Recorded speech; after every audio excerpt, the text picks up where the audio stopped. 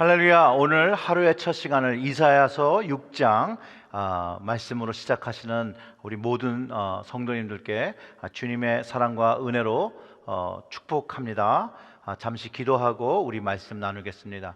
하나님 아버지 감사합니다. 오늘도 우리에게 하나님의 그 레마의 말씀을 허락하여 주셔서 하나님의 말씀을 가지고 저희들에게 주시는 그 말씀을 가지고 용기 얻으며 힘을 얻으며 능력 얻으며 살아갈 수 있도록 하나님 말씀을 들을 때에 주님께서 주시는 한 말씀을 허락하여 주셔서 그 한 말씀 붙잡고 오늘 하루도 하나님의 말씀 속에서 기쁨을 누리며 찬송을 부르며 구원의 능력을 경험하며 살아가는 저희들 될 수 있도록 성령님 이 시간 깨닫는 은혜를 허락하여 주시고 우리의 마음을 주장하여 주시옵소서. 이 모든 말씀 예수님의 이름으로 기도드렸습니다. 아멘. 오늘 이사야서 6장 1절부터 10절의 말씀을 제가 봉독해 드리겠습니다.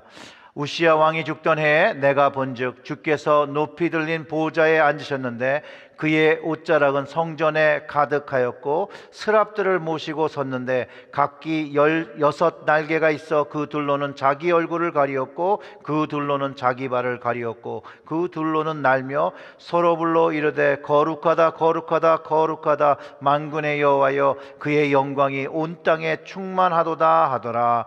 이같이 화답하는 자의 소리로 말미암아 문지방의 터가 요동하며 성전에 연기가 충만한지라. 그때 내가 말하되 화로다 나여 망하게 되었도다. 나는 입술이 부정한 사람이요 나의 입술이 부정한 백성 중에 거하시면서 만군의 여호와신 왕을 배웠음이로다 하였더라. 그때 그 스랍 중에 하나가 부젓가락으로 제단에서 집은 바 핀 숯을 손에 가지고 내게로 날아와서 그것을 내 입술에 대며 이르되 보라 이것이 내 입에 닿았으니 내 악이 제하여졌고 내 죄가 사하여졌느니라 하더라. 내가 또 주의 목소리를 들으니 주께서 이르시되 내가 누구를 보내며 누가 우리를 위하여 갈꼬 하시니 그때 내가 이르되 내가 여기 있나이다 나를 보내소서 하였더니 여호와께서 이르시되 가서 이 백성에게 이르기를 너희가 듣기는 들어도 깨닫지 못할 것이요 보기는 보아도 알지 못하리라 하여 이 백성의 마음을 둔하게 하며 그들의 귀가 막히고 그들의 눈이 감기게 하라. 염려하건대 그들이 눈으로 보고 귀로 듣고 마음으로 깨닫고 다시 돌아와 고침을 받을까 하노라 하시기로. 오늘 본문의 이 선지자 이사야가 경험하는 이 환상 속에서 하나님의 음성을 들으며 자기 그 소명을 받게 됩니다. 그 1절의 말씀을 다시 보면 우시야 왕이 죽던 해에 내가 본즉 주께서 높이 들리신 보좌에 앉으셨는데 그의 옷자락은 성전에 가득하였고 라고 기록하고 있습니다. 즉 이사야가 그 소명을 받을 때 오늘 본문 1절에서 말하는 우시야가 죽던 해라고 말하고 있는데 우시야 왕은요 유대 왕국 10대 왕으로 BC 739년에 사망한 것으로 전해집니다. 우시야 왕은요 농업 개발을 잘해서 그 왕국을 부강하게 했던 왕이었고요. 그런데 나라가 번영하자 교만해서 결국 하나님 앞에서 악을 행하다 말년에 나병에 걸려서 죽었다라고 역대하 26장 21절에 기록되어 전해집니다. 그 26장 21절의 말씀은 이렇게 기록되어 있습니다. 우시야 왕이 죽는 날까지 나병 환자가 되었고 나병 환자가 되며 여호와의 전에서 끊어져 별궁에 살았으므로 그의 아들 요담이 왕궁을 관리하며 백성을 다스렸더라. 이렇게 기록하고 있습니다. 즉 이사야 선지자가 이스라엘 왕과 이스라엘이 하나님께 타락하였을 때 그 소명을 받았다는 거죠. 이사야가 그 환상을 통해서 인간의 왕은 제한적인 삶을 살지만 그리고 죽지만 왕 대신 하나님의 통치는 계속되고 영원하다, 변화되지 않는 것을 가르쳐 주고 있습니다. 인간이 아닌 이스라엘의 참왕은 하나님이신 것을 가르쳐주고 그 하나님이 왕 대신 그 옷자락은 성전을 가득할 만큼 방대하고 크다라고 묘사하고 있는 것입니다.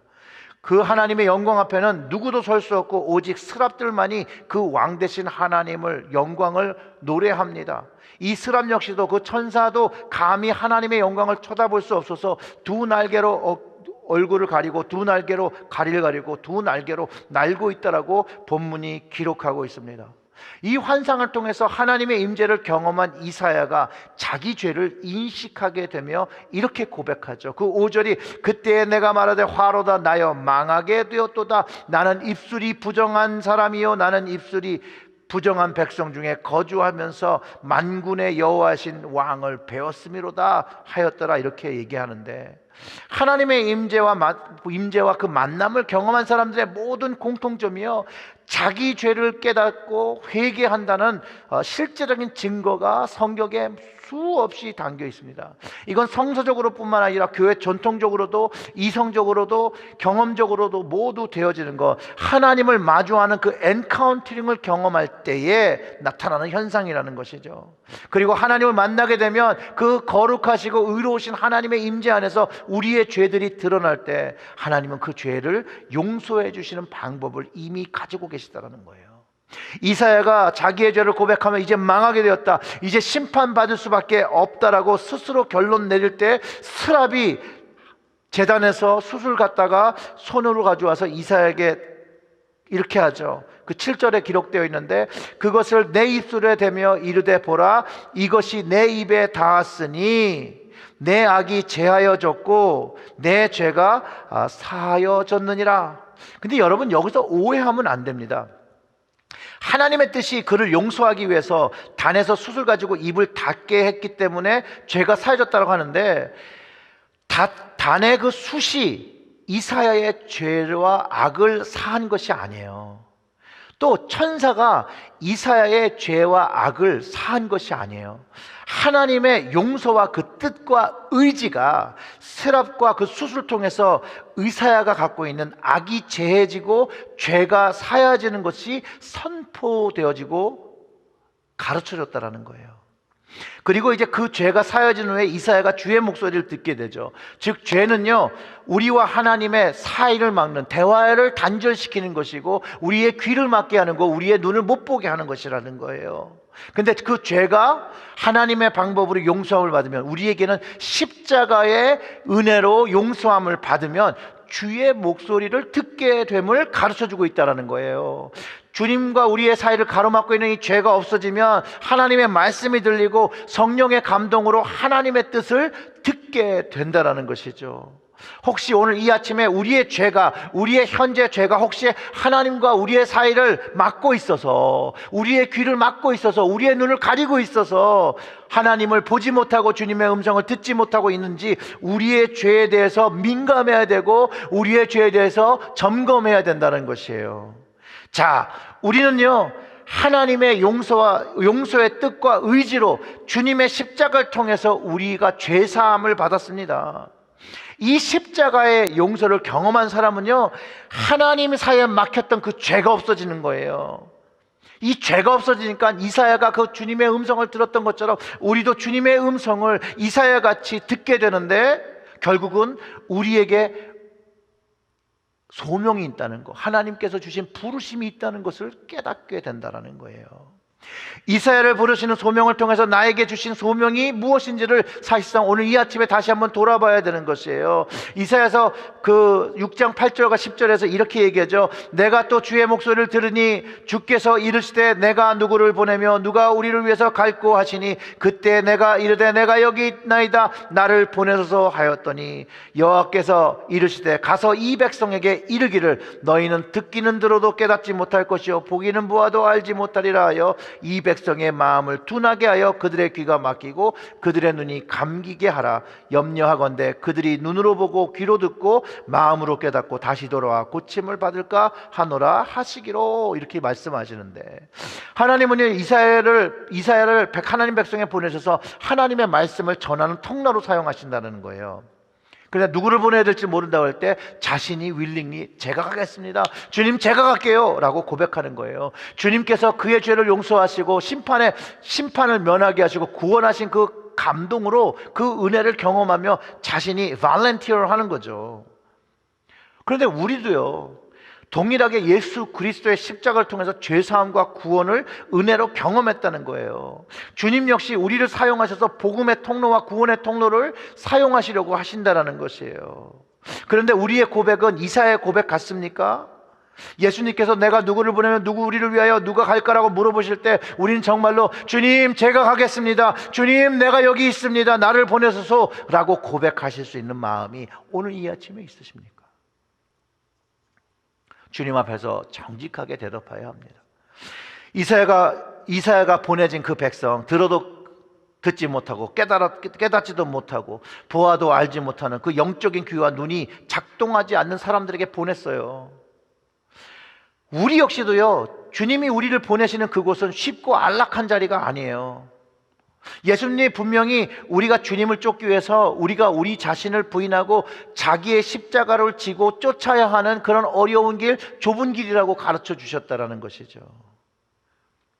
우리의 현실은 여전히 영적인 귀가 없고 영적인 눈이 없어서 하나님의 말씀을 듣지도 못하고 보지도 못하는 사람들에게 복음을 전해야 한다는 것이에요. 분명히 어려운 길이죠. 그러나 이 길이 우리의 소명의 길이라는 것이에요. 우리는 세상에서 소금과 빛의 역할을 감당하면서 하나님을 알리고 예수님을 알리고 성령님을 알려야 돼요. 그게 우리의 사명이에요.